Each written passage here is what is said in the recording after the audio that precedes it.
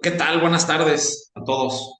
Agradecemos su puntual conexión a este webinar y bien, pues me permito presentar al doctor Luis Eduardo Morales Buenrostro, quien, bueno, pues ya es conocido por la gran mayoría. Vamos a leer un poco de su reseña. Sirve que hacemos un poquito más de tiempo en lo que se conectan algunos compañeros. Vamos platicándoles un poquito de la larga trayectoria del doctor Morales, quien, bueno, pues le agradecemos mucho que nos acompañe en este webinar tan interesante, con el título que estamos viendo en pantalla, la importancia de la inflamación microvascular en el trasplante renal. Es un tema, bueno, que definitivamente pues es de mucho interés, que creemos que les va a gustar. Y les platicamos un poquito del doctor Morales. Él es médico egresado por la Universidad de Guadalajara, internista, nefrólogo, del Instituto Nacional de Ciencias Médicas y Nutrición Salvador Subirán. Tiene una maestría en Ciencias Médicas en el UNAM, un doctorado en Inmunología de Trasplante, una estancia en la Fundación Terasaki, actualmente responsable de la clínica de trasplante en el Instituto Nacional de Soy la Ciencias Salvador gerente Subirán. en Ciudad de México. Eh, Que voy a estar en una plática. Tiene su consulta privada en Médico Sur y algunas de sus principales líneas de investigación son trasplante renal, inmunosupresión y sus complicaciones, rechazo moral y su manejo de la lesión renal aguda y biomarcadores. Cuenta con más de 125 publicaciones. A lo mejor aquí ya me quedó un poquito atrasado, a lo mejor ya aumentó el número. 21 revisiones, 34 capítulos y coautor de 5 libros, al menos hasta el año pasado. Tenemos otros temas también en nuestras redes, unos webinars del mismo doctor Morales, a los que los invitamos, bueno, que los consulten, es información muy valiosa. Y bueno, pues sin más le damos la palabra, doctor, y agradecemos nuevamente su apoyo con este webinar. Y muchas gracias a todos por participar. No, pues muchas gracias por la invitación. Y el punto relevante es que es un tema de actualidad. Hay varias publicaciones recientes tratando precisamente este tema que pues nos trae de cabeza a todos los que nos dedicamos al área de trasplantes. Eh, Ese es mi conflicto de interés. Es importante analizar cuál es la evolución de la clasificación del rechazo del injerto renal, porque en base a eso vemos cómo han ido cambiando los conceptos y eso hace ver que pues no está dicha la última palabra y que el conocimiento así es cambiante, ¿no? Vean cómo desde los inicios de las épocas de trasplantes, cada vez que se hacía una biopsia después de que se perdía un injerto, pues veían estos infiltrados celulares importantes y eso se le adjudicaba a daño celular, ¿no? Mediado por células. Y entonces, desde entonces se hablaba del rechazo celular. Había algunos investigadores, dentro de ellos el doctor Terasaki, que decía que, pues si en in vitro veías mucha destrucción mediada por citocinas, como lo ven acá con lo de las pruebas cruzadas, pues él afirmaba que debería de haber algún mural que también contribuyera al deterioro de la función del injerto. Sin embargo, no se podía demostrar. No fue sino hasta por ahí del 93 que se pudo demostrar la presencia de factores, de fragmentos del complemento, en este caso el C4D, y se veía entonces que, pues, si había complemento depositado en el tejido, debería haber acción mediada por anticuerpos. Y entonces renace la teoría humoral. Pero fíjense cómo de los 50 hasta los 90 fueron 4 décadas de franco dominio de la teoría celular y donde el desarrollo entonces de inmunosupresores se encaminaban prácticamente a controlar la respuesta celular, ¿no? Hoy por hoy, gran parte de los inmunosupresores, pues, están hechos para controlar la terapia celular, digo, la respuesta celular, y claro, algunos de ellos van a tener interacción con el linaje B y por ende con la respuesta humoral, pero pues es algo que de alguna manera vino colateral, no fue pensado para tal efecto. Y bueno, después ya en el 2002, 2003 tenemos el desarrollo del single antigen y de la medición del panel reactivo de anticuerpos por las perlitas de Luminex. Y claro, eso ya vino a detonar, ahora sí los podíamos medir esos anticuerpos, ¿sí? Y entonces ahora cambió y ahora ya todo empezó a clasificarle como aquellos rechazos celulares que luego se veían que esos tenían buen pronóstico y que aquellos mediados por anticuerpos o mixtos pues tenían un peor pronóstico. Entonces ahí se le empezó a dar peso a los rechazos mediados por anticuerpos.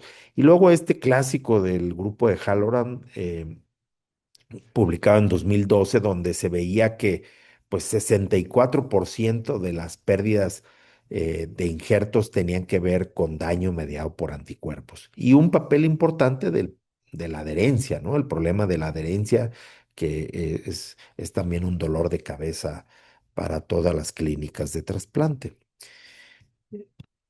Y vean cómo, si lo pones en la línea del tiempo, el rechazo mediado por anticuerpos, fuera de estos que son seguramente pacientes previamente sensibilizados, ya con el desarrollo del tiempo, pasando el primer año, es cuando empezamos a tener daño que lleva a pérdidas del injerto mediadas por los anticuerpos, ¿no? El celular por ahí se queda, es esta línea roja donde siempre va a existir, pero después del primer año como que empieza a bajar. Y los rechazos mixtos que también siempre van a estar presentes, ¿no?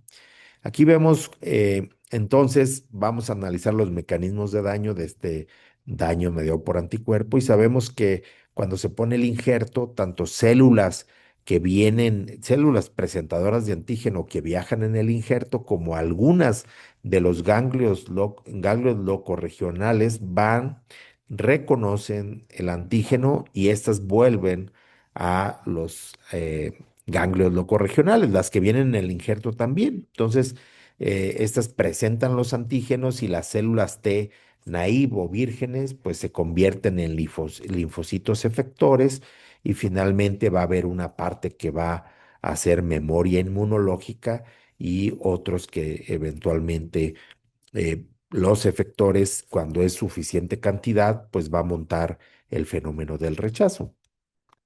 Eh, y cuando es el linaje B, pues tenemos linfocitos B naive, que estos se van a convertir en linfocitos B activados, algunos se quedan de memoria, otros se van a convertir en células plasmáticas que producirán anticuerpos en contra de los antígenos que generaron la respuesta inmunológica. Siempre va a haber regulación, siempre va a haber manera de que estas células plasmáticas activas sufran apoptosis para controlar de alguna manera esa respuesta. De otra manera, tendríamos una inflamación que nos mataría, como vimos en el COVID, como mucho de lo que veíamos posteriormente era solo inflamación, ¿no?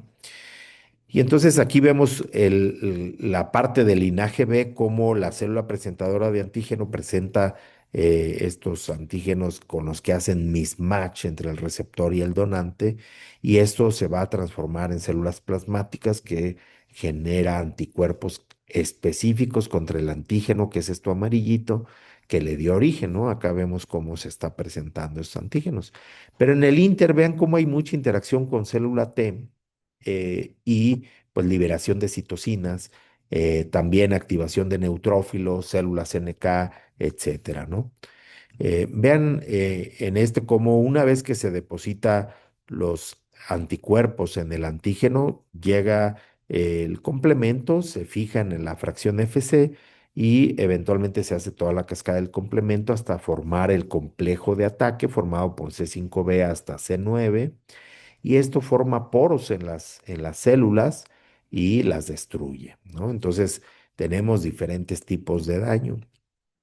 Vean aquí en este ejemplo esos ejemplos de tipos de daño. Aquí como el anticuerpo se fija a su antígeno, llega el complemento y se forman los poros o el daño mediado por complemento. Pero también vean aquí cómo está este anticuerpo sin mediación del complemento y cómo afecta a las células mononucleares. Hay los polimorfonucleares también. Y entonces este es un daño eh, en- mediado por células, ¿no? Eh, pero a través del marcaje del complemento. sirve como opsonización, es decir, simplemente marca la célula que hay que agredir, por así decir, y viene estas líneas celulares a destruir eh, estas células.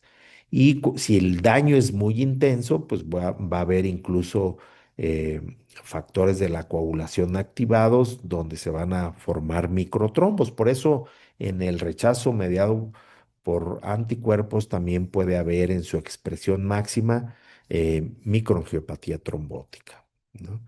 Entonces, ahora se ha hecho más complejo. Vean cómo aquí en la parte de arriba tenemos cómo hay mismatch para HLA, pero también hay otro tipo de mismatch, no necesariamente para HLA, como serían las moléculas KIR muy específicas de las células NK y algunas otras, ¿no? Entonces, es importante concebir que ya no es solo hablar de la célula T o la célula B en la respuesta inmunológica de un injerto.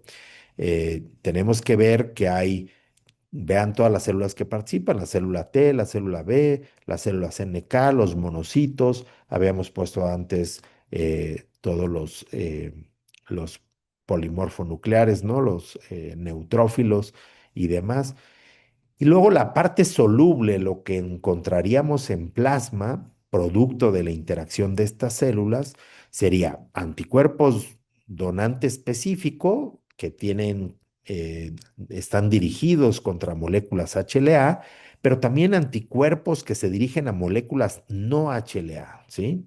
Yo la verdad es que no soy muy como adepto a creer en las moléculas no HLA, pero bueno, está descrito y hay publicaciones que demuestran, sobre todo en el contexto de aquellos que comparten dos haplotipos, ¿no? Que son hermanos y HLA idénticos. Ahí sí me parece plausible que haya la presencia de algún otro tipo de anticuerpos, ¿no?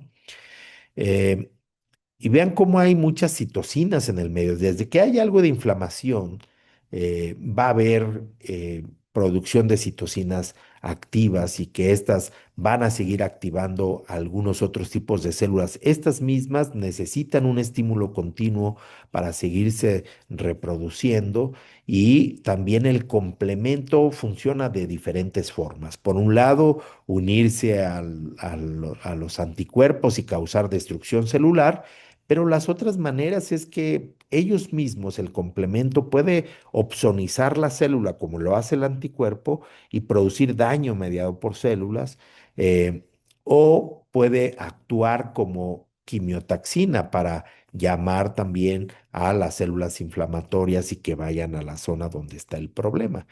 Y entonces lo que vemos es activación de la célula T, eh, la activación de las células NK y los monocitos. El resultado que vamos a ver histológicamente, pues es, por un lado, la tubulitis con inflamación intersticial, que es lo típico del rechazo mediado por células T, y la capilaritis peritubular y glomerulitis, que es como característico del daño mediado por anticuerpos. Pero vean cómo todas estas células están participando en ello. Nosotros nos hemos empeñado en separar esto en que esto es del linaje T y esto es del linaje B o una respuesta mixta, pero siempre linfocitos T, linfocitos B, cuando en realidad pues hay participación de la inmunidad innata también de manera importante. Entonces, vean cuando uno ve la evolución en tiempo, pues primero tendría que haber mal apego o una inmunosupresión insuficiente que ocasionarían cambios en el RNA mensajero y los estímulos específicos que llevarán a la presentación antigénica, formación de anticuerpos anti-HLA de novo, depósito de C4D, eventualmente la inflamación microvascular y lo último que aparece siempre va a ser la elevación de la creatinina. Entonces acá sí podemos monitorear con medición de anticuerpos seriados, que es lo que se propone como una manera de seguir a los pacientes trasplantados, biopsias de protocolo donde veríamos estos, o si salen positivos, pues hacer biopsias de esto.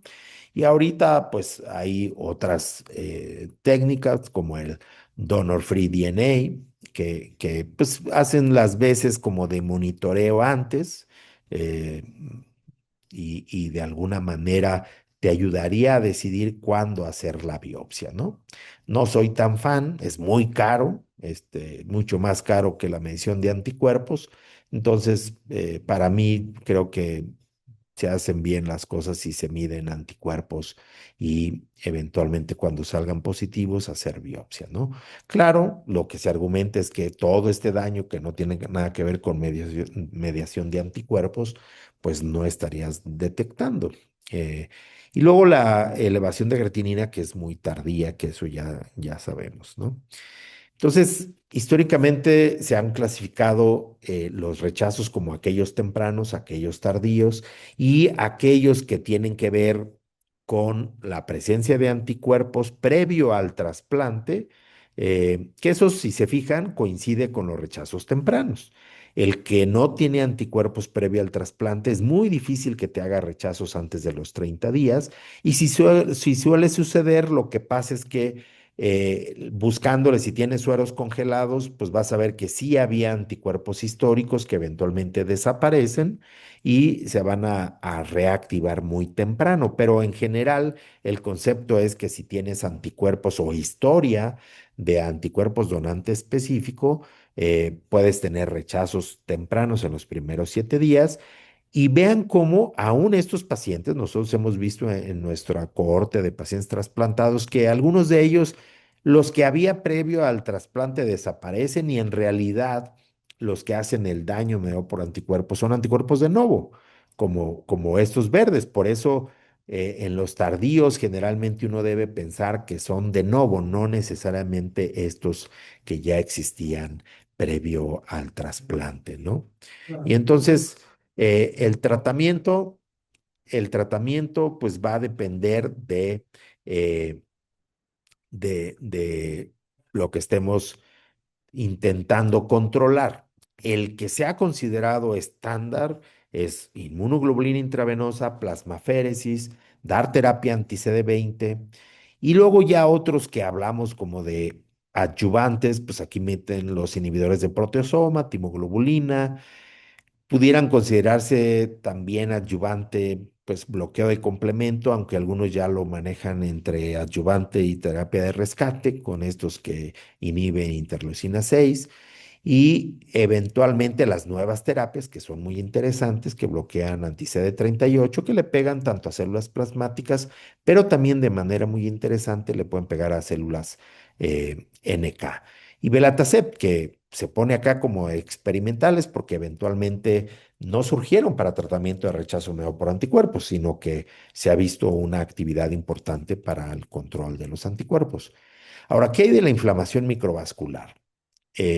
Vean aquí cómo en la clasificación de Banff, pues esto tenemos que pensar que si nos enfocamos a glomerulitis y capilaritis peritubular, pues estas va desde un rango de cero, donde no existe, a tener solo G1, por ejemplo, o PTC1 aislados, o uno u otro, eh, y que pueden ser desde leves, G1, o ya mucho más importantes, nivel 2, que de esta manera, 2 o 3, que cuando es la suma de dos, como lo vamos a ver más adelante, pues ya entraría a otro tipo de clasificaciones. Vean cómo se ha ido modificando. Incluso aquí tenemos Banff 2019 y 2022 y vean cómo cuando había esta suma de capilaritis con glomerulitis igual o mayor de 2 y si había complemento y anticuerpos, pues a nadie le quedaba duda que eso era un rechazo mediado por anticuerpos, sea en la clasificación vieja o en la nueva. Si existía uno u otro, de cualquier manera se consideraban rechazo mediado por anticuerpos, ¿de acuerdo? Pero si el complemento no lo podíamos demostrar en el tejido o no podíamos demostrar anticuerpos circulantes, entonces en la clasificación del 2019 se consideraba como no rechazo. y ahora ya se le da una clasificación de inflamación microvascular, que hay que darle peso, ¿no? Entonces, y vean cómo cuando es G1, o sea, no alcanza el punto de corte de 2, es G1 aislado o PTC1 aislado.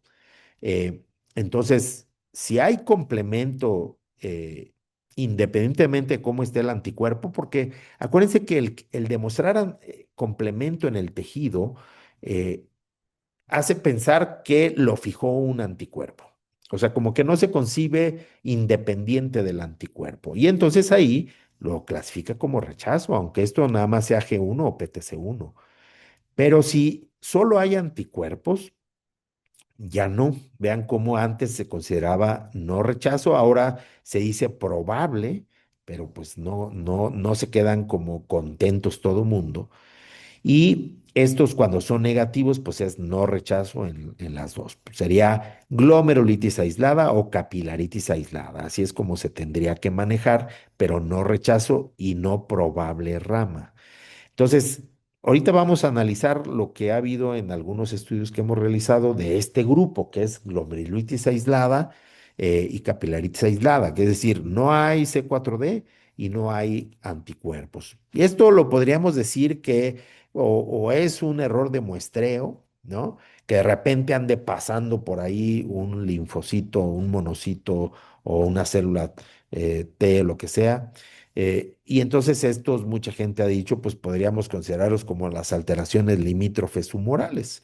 Eh, y entonces, en estos casos, ¿vale la pena dar terapia dirigida a anticuerpos? Digo, no es cualquier cosa, es costosa y es agresiva. Entonces, esta inflamación, nos preguntamos en un trabajo de tesis si esta inflamación aislada, de G1 aislada o PTC1 aislada, podría predecir el desarrollo de rechazo mediado por anticuerpos. Y entonces vean cómo de la cohorte de 2.520 biopsias de seguimiento en receptores de trasplante del 2016 a 2023 encontramos 86 pacientes que cumplen con este criterio de inflamación aislada y utilizamos un grupo control que no tenía nada en las biopsias de protocolo.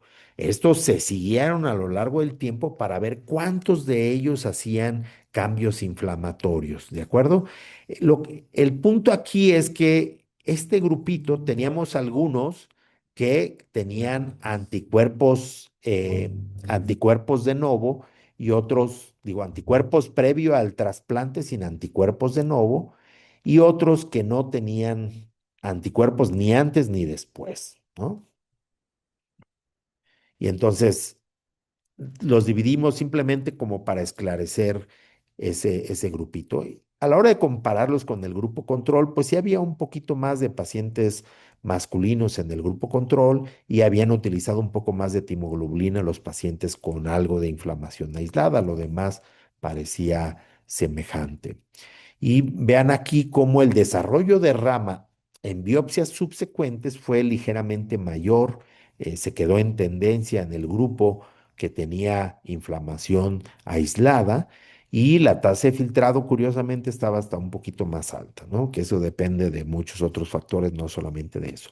Y vean cómo el desarrollo de anticuerpos de novo post-trasplante es muy parecido. Vean, es alto, ¿eh? Es preocupante esta parte porque créanme que somos un centro que utilizamos niveles de tacrolimus altos, eh, pero pues a pesar de esto generan de manera importante, ¿no? Anticuerpos anti-HLA de nuevo, pero era similar en los grupos. Y la sobrevida al injerto tampoco tuvo diferencia estadística. Cuando lo vemos aquí, en este sí, el desarrollo de rechazo mediado por anticuerpos, ojo que acá es analizado con una chi cuadrada, ¿eh? Pero esto no toma en cuenta el factor tiempo. Y acá es analizado por Kaplan-Meier, que es como debería ser en las cuestiones de tiempo, entonces le damos más peso a este. Aquí sí hay una diferencia estadísticamente significativo de una menor o un mayor desarrollo de rechazo, porque esto es tiempo libre de rechazo, ¿no? En el grupo que tiene inflamación aislada.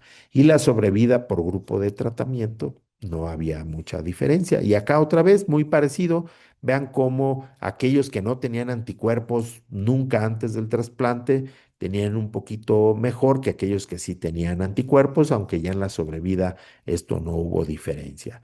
Ahora, la otra parte, este grupito que decíamos que estos sí ya cumplen con 2 puntos o más, ya se le llama inflamación microvascular, pues está este estudio de Lupi que se publicó el año pasado, donde de 16.293 biopsias, 788 tenían inflamación microvascular, que es el 4,8%. De estas, 503 cumplían con el criterio de inflamación microvascular y 285 era el G1 aislado o PTC1 aislado, ¿no? Pero aquí, curiosamente, estos pues sí mezclaron anticuerpos positivos, o sea que era este grupo de aquí, probable rama. Entonces, ellos analizan este grupo y este grupo, ¿de acuerdo? Para que no se me hagan confusiones. Entonces, vean aquí y otra vez comparan Banff 2019 con 2022. Casi todas las categorías quedan igual. La única es que esta que era clasificado como no rechazo en el 19, pues ahora pasan a ser probable rechazo mediado por anticuerpos o inflamación microvascular. Y esa es a la que se le va a dar, la que se va a analizar. Nada más quiero llamar su atención a que en las biopsias, en la descripción, dijeron que eran 285 probables y 503 con inflamación microvascular. Todo el mundo le encanta dar números grandes, pero a la hora del análisis vean cómo solo analizan 122 con probable y 159 con inflamación microvascular, ni siquiera la mitad de estos, ¿no? Eso es importante porque el peso de este análisis, pues no es lo mismo tener 788 biopsias a tener solamente 281, ¿no? Pero aún así, pues es un estudio importante porque nosotros así juntar esa cantidad de datos con inflamación microvascular, pues no es nada sencillo. Y aquí meten los casos con rechazo mediado por anticuerpo bien demostrado y ven cómo tiene una menor sobrevida. Y estos que tienen inflamación microvascular, pues vean, se parece mucho a estos de rechazo y estos probables se parecen más al no rechazo, pero también da un bajoncito. O sea, el punto es que mientras haya inflamación, creo que hay que darle peso. Y vean en estas otras gráficas, este es desarrollar un evento de rechazo mediado por anticuerpo. Obviamente los que tienen rechazo activo van a seguir haciendo eventos y estos que,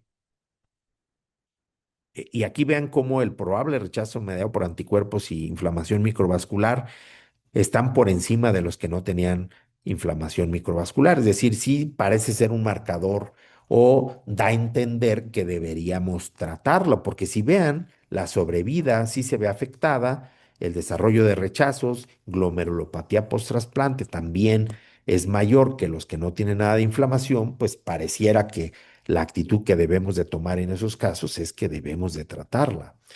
Y entonces hay este otro estudio de qué pasa. Ese es analizado así como desde la primer biopsia que había inflamación, pero qué pasa también cuando nosotros estamos tratando rechazos, tomamos una biopsia de control, que no todos los centros lo hacen, nosotros sí lo hacemos, y vemos persistencia de la inflamación. Vean aquí cómo este es G más PTC mayor o igual a cero y vean cómo se reduce. El que persiste con inflamación, aunque sea así aislado, G1 o PTC1, sí parece ser diferente. O sea, estos deberían recibir más tratamiento.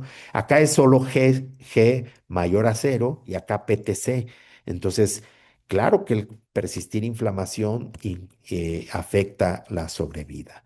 Y aquí vemos como resolución de la inflamación microvascular pues, en un estudio realizado en el instituto, pues no parece haber mucha diferencia en sobrevida y en lo que es sobrevida del injerto, ya analizado como cuántos cursos de tratamiento se han dado, pues en realidad es tercer curso, es decir, aquellos que te le pegas y eventualmente le estás dando otro curso de tratamiento y otro curso, pues no les va tan mal. pero aquellos que ya te quedaste con uno o dos, que en el instituto muchos de los pacientes tenían que pagar su tratamiento y por eso luego no los puedes dar más de uno o dos tratamientos, ¿no?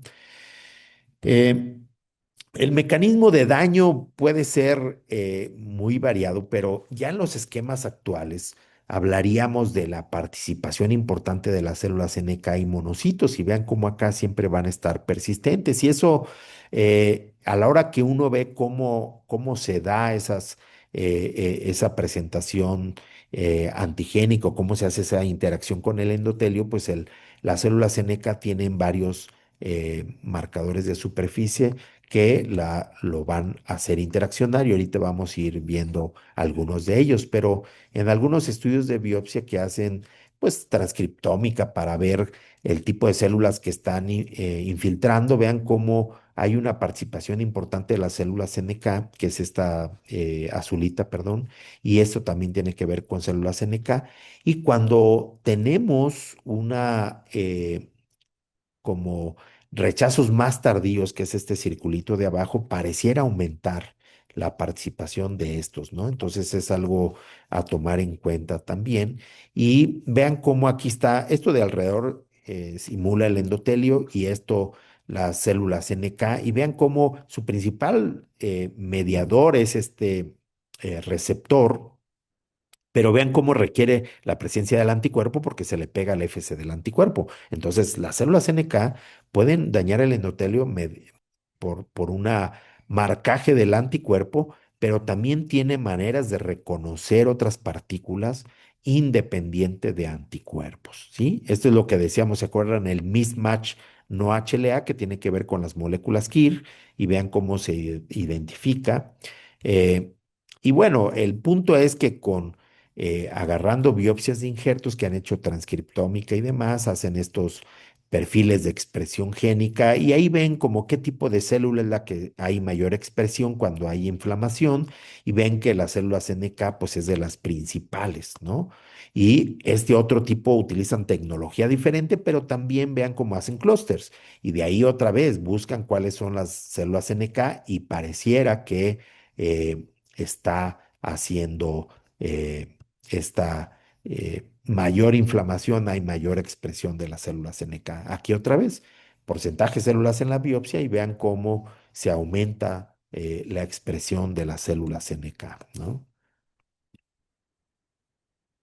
Y vean, pues hay varias maneras de explicar el por qué no todos tienen anticuerpos, o sea, no todo tendría que ser células NK. El problema es que muchos de los anticuerpos no son detectables con los métodos que tenemos. Cuando hacen análisis de pletes, pues ya pasan de ser 60% de los que tienen ADES hasta 80%. Sigue quedando ese 20% no demostrables. Seguramente si utilizáramos perlas ampliadas que tienen más capacidad de detectar anticuerpo, detectaríamos otro tanto. Pero bueno, también hay anticuerpos no HLA, y lo que decíamos que estas vías que son independientes del complemento también pudieran ser que estén participando en ello, ¿no? Y aquí lo demuestra, estos son pacientes con rama con y sin anticuerpos donantes específicos, y ahí en los dos, independientemente de que haya mediación o no de anticuerpos, hay expresión de células NK. Y bueno, ese es un ejemplo nada más de cómo hay mismatch con esto del KIR, y, y ya por cuestiones de tiempo no lo vamos a explicar mucho, pero aquí es qué tanto tienes de disparidades en ese missing self. Y vean cómo a mayor missing self, pues va a haber mayor, y aquí si mezclas missing self más anticuerpos, pues hay más daño, pero puede ser que el puro missing self, aún sin anticuerpos, pues es peor, le va peor que aquellos que no tienen anticuerpos, que no tienen nada, ni tampoco mismatch, digamos, para células NK. Aquí el número de missing self, vean cómo impacta en la sobrevida del injerto. Y lo que intentamos, otra manera de analizar ya viendo todo esto, es que vean ustedes, este es un ejemplo de qué pasaría en un individuo con infecciones, ¿no? Tiene un bicho que ingresa. Si tú no tienes inmunidad innata, tú podrás tener inmunidad específica, ¿eh? Digo, capacidad de montar una respuesta específica. Pero si no tienes inmunidad innata, la reproducción del bicho es infinita. De ahí la importancia de la inmunidad innata. Es lo que primero detiene. ¿Qué pasa si yo tengo inmunidad innata? Detengo el crecimiento, la reproducción del virus, pero no lo puedo eliminar si no tengo inmunidad altamente específica, que esa me la da la célula T entrenada y la célula B con formación de anticuerpos específicos. Pero si yo tengo ambas cosas, lo detengo y lo elimino. Entonces, para fines de qué pasa con la inflamación microvascular, es que no solo dependes de célula T, célula B, sino también la importancia de la inmunidad innata, y eso siempre lo vamos a tener ahí prendido. Y algo a diferencia de los bichos es que el tiempo de exposición al injerto será mientras tenga vida útil ese injerto, que pueden ser muchísimos años. No es el ejemplo típico de las infecciones, por eso hay que tomar en cuenta que siempre vamos a tener participación activa de todo, la inmunidad innata, inmunidad adquirida, y no manejarlo como lo veíamos antes en la inmunidad clásica, la inmunología clásica de todo separado, ¿no? Ahora, ¿cómo tratar esta inflamación microvascular? Bueno, sabemos, hay que ver si el problema es formación de anticuerpos. Esteroides pegan en muchos niveles, ese es muy importante el uso de esteroides. Inhibidor de calcineuridina y antiproliferativo, pues hace parte en esta interacción de la célula T, sobre todo las T helper dentro de los centros germinales para aprobar la maduración de la célula B. El rituximab, que destruiría la célula B antes de que forme células plasmáticas. Timoglobulina, que se supone que le pega un poquito a todo.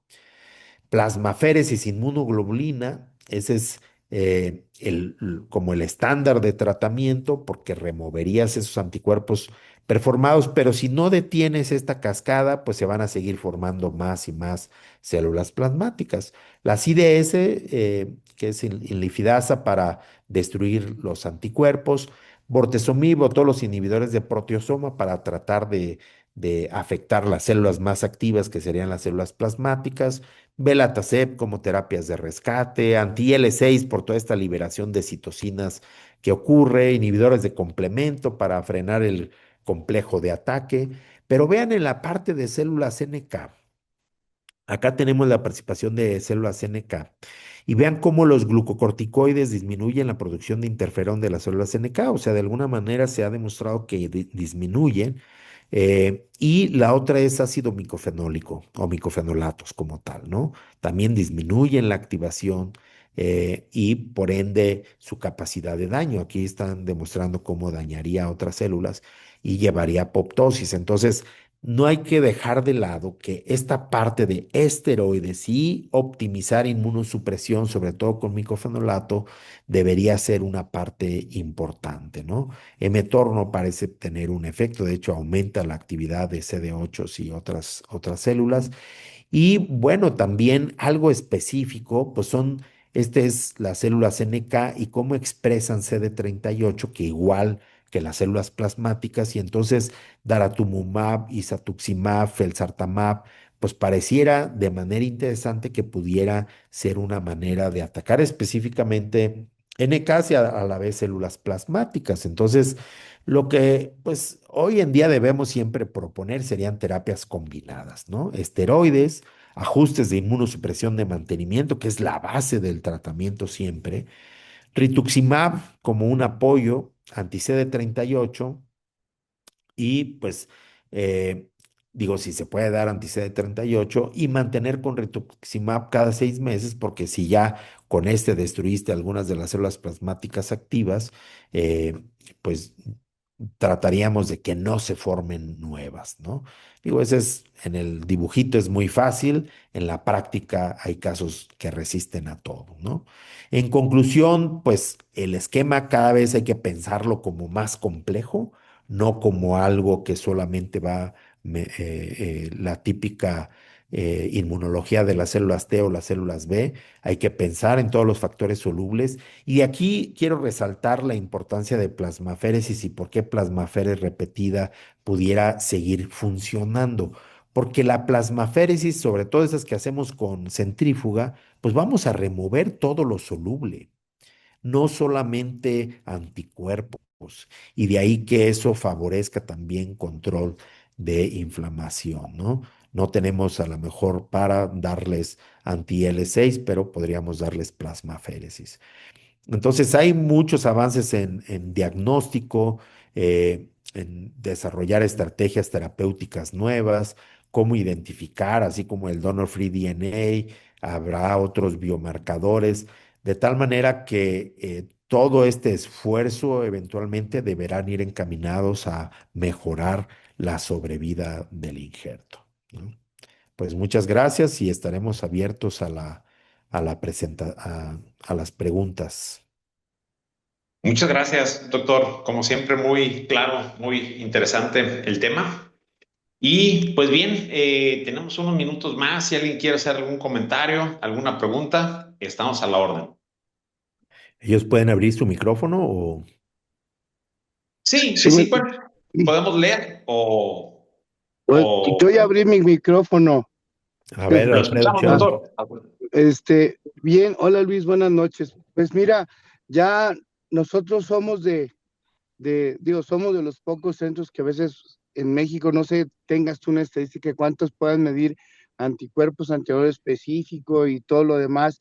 Obviamente en Aguascalientes no tenemos la alta resolución como la tienes tú a veces disponible en México, pero es evidente que la, la voz del patólogo, de la patóloga, al momento que te dice que tiene inflamación vascular, pues empiezas a temblar, ¿no? Porque ya no, ya empiezas a sacar una cascada de, de tratamientos de que quieres, obviamente, como bien dices, lo primero que hacemos es pulsarlo de esteroide y aumentarle la inmunosupresión, Sí, pero de ahí a que empecemos a estar haciendo plasmaféresis repetición o incluso el rituximab cada 6 meses, con todo lo sí, que se nos reducen viene las posibilidades, ¿no? ¿De dónde sacas tanto dinero para eso? y el riesgo de infecciones y que viene el BK y que después viene el CMV tardío y la TB y la profilaxis que le tienes que dar. Tú realmente en la práctica clínica, ¿qué es lo que desarrollas, Luis? Sí, en general, todos es bolos. Damos tratamiento también con plasmaféresis, inmunoglobulina, para los casos de rechazo mediado por anticuerpos que agarramos en la primera vez, o si es estas inflamaciones microvasculares que llamamos como G1 aislado, PTC1 aislado. Básicamente, sí los podemos bolear y ajustar la inmunosupresión. Niveles de tacro entre 10 y 12, micofenolato más o menos entre llevarlos a la dosis máxima tolerada. El problema es que en México la tolerancia es muy mala, ¿no? Del micofenolato. Y ya, ahora, en aquellos que tienes inflamación microvascular, algunos les hemos dado todo, pero pues si no tenemos así un rechazo como tal que cumpla todos los criterios, nos vamos más bien con bolos y ajuste de la inmunosupresión. Algunos rituximab les hemos dado, ¿no? Ujú. Sí, esa conducta es más o menos la que nosotros tenemos. El único punto a veces que nos salta es que tienes el daño microvascular, pero y no hay anticuerpos. Entonces, como bien lo dijiste, bueno, el estudio de New England tenía anticuerpos, ¿verdad? Pero en tu estudio no necesariamente tenías que tener anticuerpos y dabas tratamiento, pues. Sí. Sí, el punto es que creo que apostamos todas las canicas a los anticuerpos. Y lo que hemos aprendido a lo largo del tiempo es que es una herramienta no tan perfecta. Es lo mejor que tenemos, pero es imperfecta, ¿no? Pues digo, tenemos más de 20,000 alelos diferentes y las perlitas solamente nos detectan 100 clase uno y 100 clase 2. Bueno, un poquito menos de 100 porque metes los controles positivo y negativo. Entonces ya te imaginarás la gran diferencia de detectar 100 a más de 20,000. Claro, Entonces, no se queden con la idea de que si sale negativo los sabes, no tiene. Ahora que nosotros hemos hecho estudios con secuenciación para tener la tipificación de alta resolución, nos damos cuenta, y eso lo hemos presentado en el Congreso de la Sociedad Mexicana de Trasplantes, que un buen porcentaje de los pacientes que tipificamos previo al trasplante, pues nos damos cuenta que para los alelos que tiene el donador no tenemos perlitas para medir anticuerpos. Entonces, y es un porcentaje alto. Claro. Entonces, el punto es ese, que no nos quedemos con la idea de que si no lo puedo medir, no tiene. No. claro. Eso hice la aclaración de que no se demostraron. Es diferente decir no se demostraron a no tiene, ¿no? Claro, y además, y como bien mostraste, los diversos formas de mecanismo de daño. Sí, estoy completamente de acuerdo contigo. Sí. Una última pregunta. ¿Tú qué piensas de Luminex? Nosotros lo que hemos desarrollado últimamente en Aguascalientes con el laboratorio es que tipificamos a los pacientes con esta técnica de Luminex más completa, que en lugar de ponerte los seis, de lo que es B, C, D, R, tiene otros dos más DRs eh, que tenemos medidos. ¿Eso te complementa o te llegará a ser? Porque ellos hablan en la técnica de Luminet que puede ser alta resolución, Luis. ¿Tú qué piensas? Para, en la técnica para tipificar, ¿te refieres tú? Ajá, de HL, de antígenos anti-HLA. Ah, para medir los anticuerpos. No, los anticuerpos es lo que ya tenemos puesto, pero Ah, por ejemplo, que ahora ya te miden más de QR y DW, etcétera, etcétera. pero es que con técnicas de Luminex siempre te quedas con mediana resolución y ahí para algunos casos los puede diferenciar muy bien. Mm, Pero si quieres que siempre sea contundente, tienes que hacer secuenciación. Es que hay ok, casos que no los alcanza a diferenciar. Como ya, usa sonditas, hay unas que diferencia bien antígeno, digo, los alelos entre unos y otros, pero hay veces que siempre va a tener como conflicto y las opciones pueden ser dos o tres y te quedas a dos cifras, ok, está bien. Muchas gracias, Luis. ¿no? Con gusto. ¿Algún otro comentario, pregunta? Gracias. ¿Alguna otra pregunta a través del chat o a través del micrófono? Estamos atentos. Le agradecemos mucho, doctor, nuevamente, excelente ponencia. De igual manera, en el YouTube de Laboratorio RAM pueden ver otros webinars de interés del doctor Morales y, bueno, pues también de otros ponentes.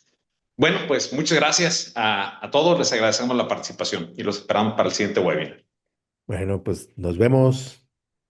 Muchas Que esté muy gracias. Gracias a bien. todos. Buenas noches. Buenas noches.